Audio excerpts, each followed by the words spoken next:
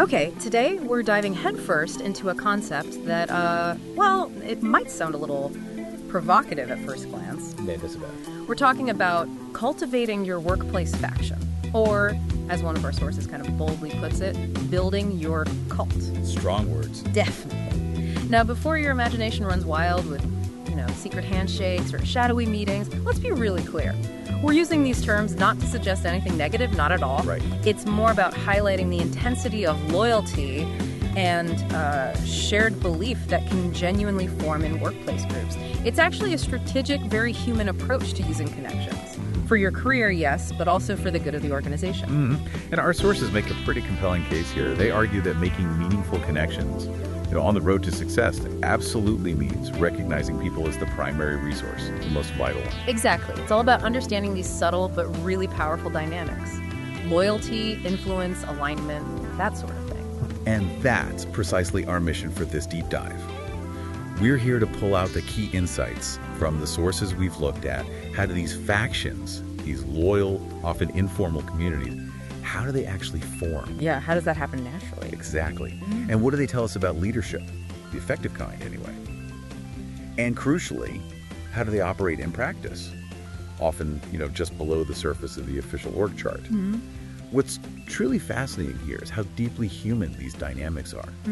And the fact that they can be understood, maybe even intentionally harnessed. Our goal is basically to give you a shortcut. A shortcut to figuring out these workplace currents. Right. Helping you navigate your own professional journey with hopefully more clarity. And maybe even giving you tools to subtly influence things rather than just getting swept along. Absolutely. It's about spotting the patterns, sure, but maybe more importantly, understanding the mechanics behind them. We've got a really interesting journey ahead, I think. Yeah, me too. We'll dive into 3 key areas. First, starting with the profound and I think often overlooked influence of the boss. Because, let's be honest, their shadow or their light really does define the environment. It really does. Then we'll move into the art of cultivating connections, looking at the intentional strategies people use to build those crucial loyalties. Time to part. Right. And finally, we'll try to uncover the unwritten rules of belonging to these powerful, often invisible groups that, well, truly hold sway in a lot of places. And this is where it gets really insightful, I think. Yeah, because these aren't just abstract ideas, are they? They're the very fabric of how influence flows, how decisions really get made inside any organization. And if we connect this to the bigger picture, you'll see just how foundational these relationships truly are. They combine, they weave together to create these powerful internal communities. Communities that drive everything. Pretty much. Company culture, innovation, right down to individual advancement, speaks directly to social capital, right? And how these informal networks often have more clout in the formal charts. Understanding these forces, it can truly revolutionize how you see your workplace and your own role within it. So let's kick things off. Let's dive into that profound influence of the person at the top, the boss as the blueprint. Our sources make this really compelling assertion. The body reflects the head. It makes intuitive sense. It does. Think about it. Your boss doesn't just manage tasks, right? They don't just assign projects. They fundamentally define the environment you work in. Yeah, the whole vibe. Exactly. And the deepest insight here, I think, is how quickly a leader's unspoken values, their personal habits, not just their directives, they become sort of codified into the culture. They act like the magnetic north for every faction in their orbit. How much do people genuinely like the boss? Is the atmosphere stern, formal, or is it relaxed, collaborative? These aren't small details. They paint the whole picture of your daily experience, right down to the unspoken rules. And this idea, the body reflecting the head, Yeah. it's crucial because it really speaks to leadership accountability. Not just for direct actions, but for the whole culture that kind of percolates down. Yeah. A really stark illustration of this, the Wells Fargo scandal, remember that? Yeah. We saw marketing managers just, going on a rampage, creating fake accounts, duping countless people. Oh, I remembered. The scale was enormous. Huge. And the scandal was so immense, it basically demanded the exit of the CEO, John Stump, a guy who, by many accounts, was pretty well liked. He navigated the company through some tough economic times. Right. The public outrage was just immense. And for a lot of people, it felt almost unbelievable that something that widespread could happen under his watch. And despite his personal reputation, which seemed quite strong, every effort to calm the storm just failed until he actually stepped down. It really shows that sometimes, a leader's individual popularity just isn't enough. It isn't. The perception was crystal clear. Stump led a colony of dupes. That was the phrase used. Wow. But the deeper question this raises isn't just about whether he knew or not. It's about the culture that allowed such widespread fraud to just flourish. How could it happen? Exactly. If fraud was that prevalent, spread across the organization, how did it happen that nobody suspected anything? Or, maybe more accurately, nobody acted effectively on any suspicions they had. That's the scary part. The Stump case really reveals how a leader's personal charisma, maybe, can mask these underlying systemic problems.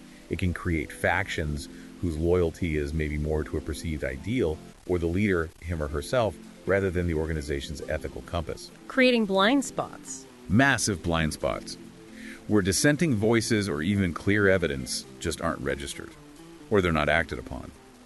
Regardless, the leadership had to change to fix the company's image, to confirm that promised shift in strategy. It just underscores how much a leader's character perceive or real shapes the whole organization and the trust people place in it. That's a really powerful point. It makes you wonder, then, how a leader, especially a popular one, could get so, insulated from what was really happening down below. What kinds of informal factions might have formed around him, maybe intentionally, maybe not, that sort of filtered the information he got? Is a critical question. But the boss's influence isn't always about these huge, dramatic scandals. Often it's much more subtle, like the unwritten rules of departmental dress codes. Oh yeah, that's a great example. Our sources describe working in this company with warehouses, storefronts, office complexes, and at training conferences. You could instantly spot the differences. You could just see it. Totally. Warehouse managers. Usually in some kind of company t-shirt, almost always jeans. Human resources folks, often dressed up, maybe high heels. Storefront managers, more relaxed, customer welcoming outfits. Maybe white shirts, ties for the guys. NIT shirts, yeah, but definitely no ties, no high heels. And interestingly, apparently none of those shirts were cream or even near white. Specific. Very specific. The point here isn't really about status or who gets paid more. It's that these generalizations, they reflect the cultures of their jobs. Right, the requirements. Each group dressed to suit their roles because their boss, maybe subtly, set that tone. It's like an unconscious reflection of the environment they work in, a kind of unspoken uniform for their specific faction. It absolutely is. Yeah. I've definitely seen those departmental uniforms myself. So it almost feels like a subtle competition, doesn't it? Who can dress the most brand aligned within their own little microculture? It's those subtle cues. They define the daily experience. They signal who belongs, what's valued. Consider another example from the source about contrasting coffee cultures. The coffee. Yes. In one department, described as a small coven. A coven, okay. Yes. Everyone, even the boss, takes turns cleaning the coffee maker, setting up the next brew. There's always a smile, a good morning, a well wish for everyone they run into. Every day, it's relaxed, it's friendly, fostering this clear sense of, collective responsibility, shared community. Sounds nice. Now, contrast that with the department right next door, where everyone minds his or her own business. The source actually recounts sitting next to a colleague for a whole year and never learning her name, never exchanging more than a quick good morning. Wow. What a stark difference. That's almost jarring. Isn't it?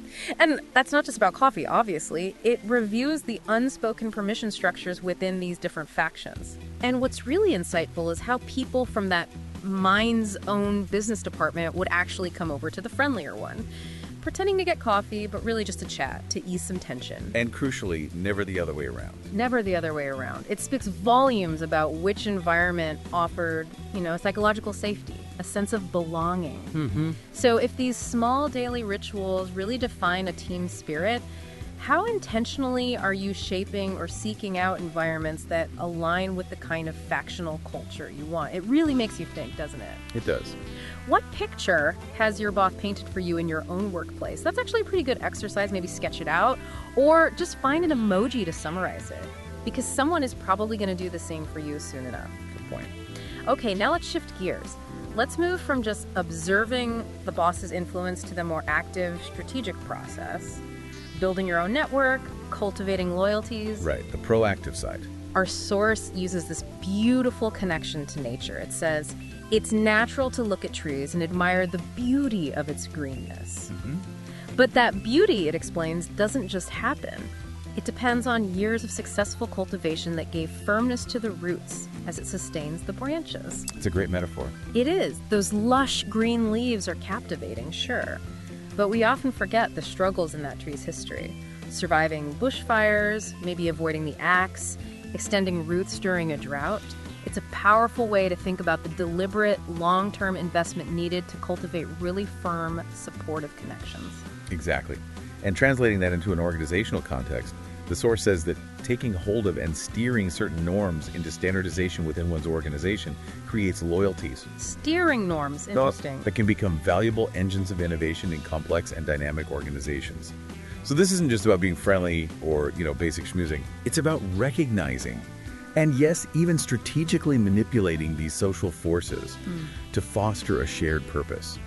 Here, a faction isn't about clandestine operation. Right. It's about building a core group, highly engaged, loyal individuals who are aligned with your vision, your objectives.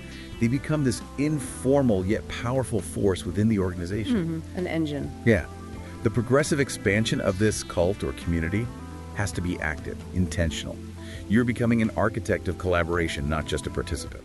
And this is where it gets really compelling, with a very vivid example from the source. A friend told our source about his director.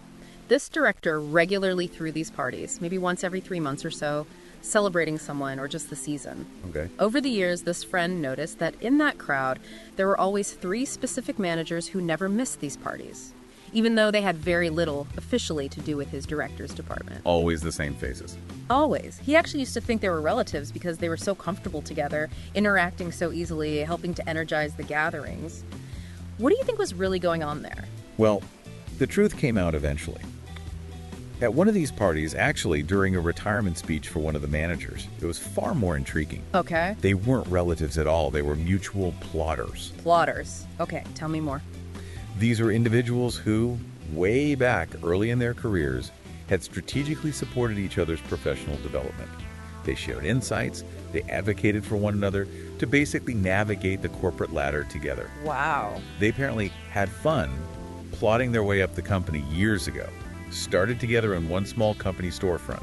And while the director throwing the parties had been the most successful, this quartet, this group of 4, had secured such a following that they were now, quote, fanned out, heading various organs of this large conglomerate. That's incredible.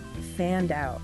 It just highlights the incredible long-term strategic value of these deep informal bonds. It's not just about who you know, right? It's the shared ambition, the shared history that cements these connections into really formidable social capital. That's a fascinating insight. It's almost like a masterclass in strategic networking, played out over years. For some people, though, that idea of mutual plotters might raise some ethical flags, about transparency. That's fair. How do these informal groups maintain trust within the wider organization? Or is that even a concern for them? It's a really valid question.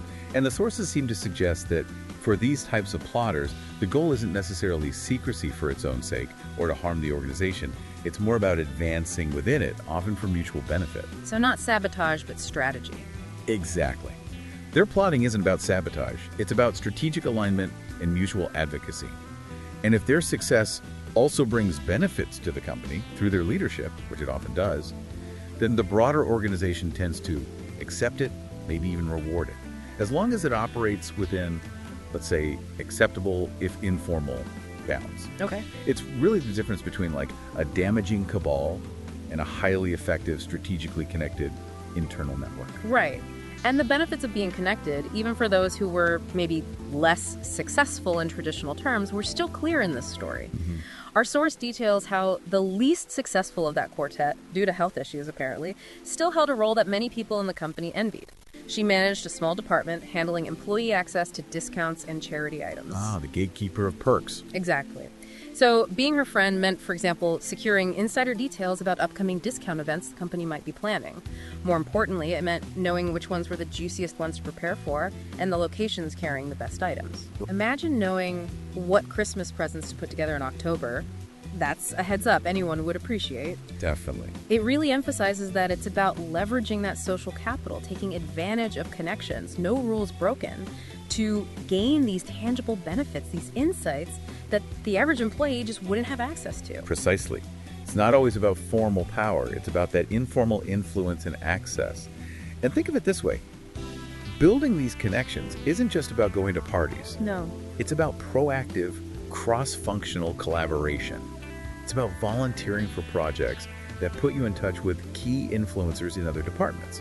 Or maybe becoming a mentor, subtly extending your network of loyalty and trust. Yeah. This active investment cultivates that deeper root system, just like our tree analogy. Right, building those strong roots. And that leads us really nicely into our third part, understanding the unwritten rules of the club. It's just a fundamental truth, isn't it? Human nature inherently depends on relationships. And within organizations, these relationships naturally coalesce into these identifiable communities. Yeah, they do. The source makes it really clear these aren't just random associations. They function like clubs or informal communities, and they have implicit rules that dictate who belongs and who holds influence.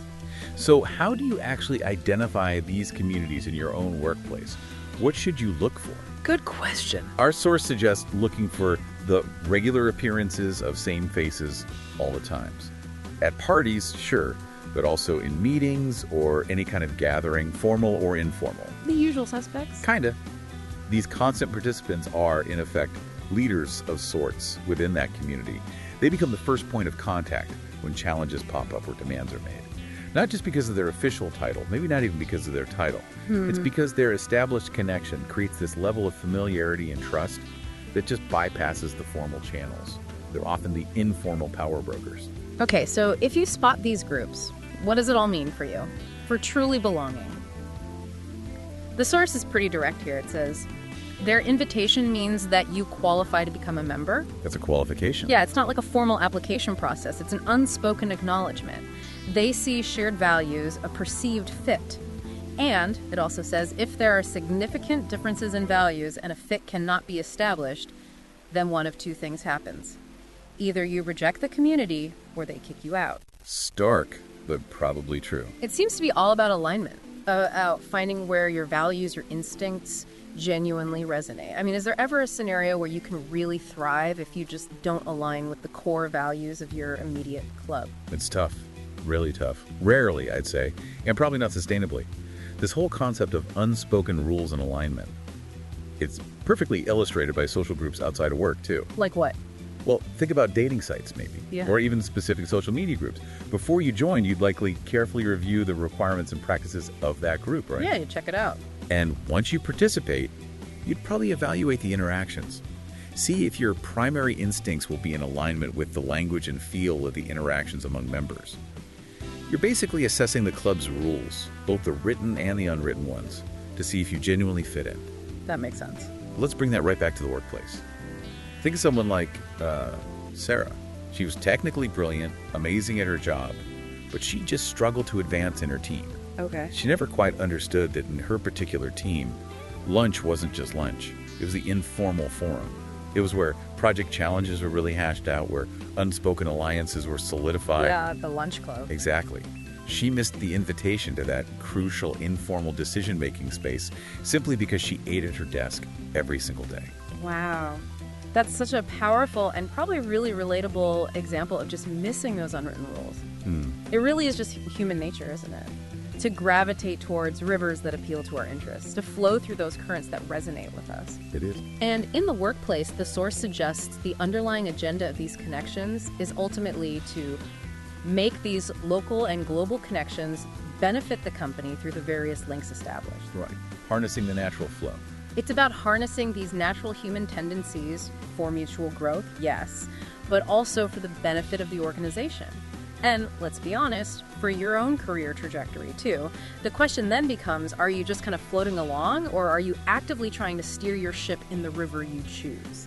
That's the key question. So, as we wrap up this deep dive, let's try to bring it all together. We've journeyed through quite a bit here. We have. We've explored how leadership profoundly shapes an organization's culture, setting that blueprint for its character, not just through official mandates, but through those unspoken values. The body reflects the head. Exactly. We've seen how individuals can strategically cultivate loyal connections, recognizing that people really are the primary resource for success, for innovation, and how these informal networks can be these long-term engines for advancement. The mutual plotters. Them too. And we've uncovered some of those unwritten rules that govern these powerful, often invisible workplace communities. These clubs with their own standards of belonging.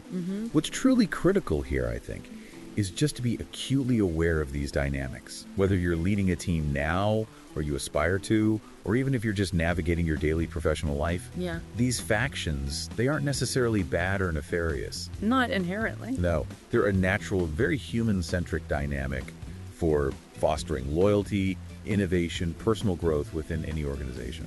So what does this all mean for you listening right now? We really encourage you to maybe observe these dynamics in your own workplace, perhaps with a fresh analytical eye. Yeah, look around. How does your boss truly set the tone for your department beyond just their formal responsibilities? Who are those constant participants in the informal gatherings, or maybe in those crucial decision-making chats that happen outside the official meeting room? Who's always there?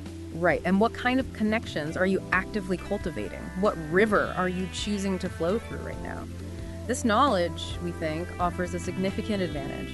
It helps you understand the true flow of power, of influence, helping you navigate your career with, hopefully, greater intentionality and make those meaningful connections that really serve your professional journey. Yeah. Which, I suppose, raises one last important question. If these informal factions are really that powerful, if they're dictating everything from maybe our daily mood to our long-term career trajectory, what are the unspoken rules you are currently living by? That's a deep one. And, maybe more importantly, are those rules serving your long-term goals? Yeah. Are those rules serving the cult or the community you truly want to be a part of? One that actually aligns with your core values, stimulates your growth, and propels you forward. Or is it perhaps time to really consider which river you are flowing through right now? And ask yourself if it's the right one for you. Or maybe even if it's time to intentionally try and divert your course, steer towards a different, more aligned current.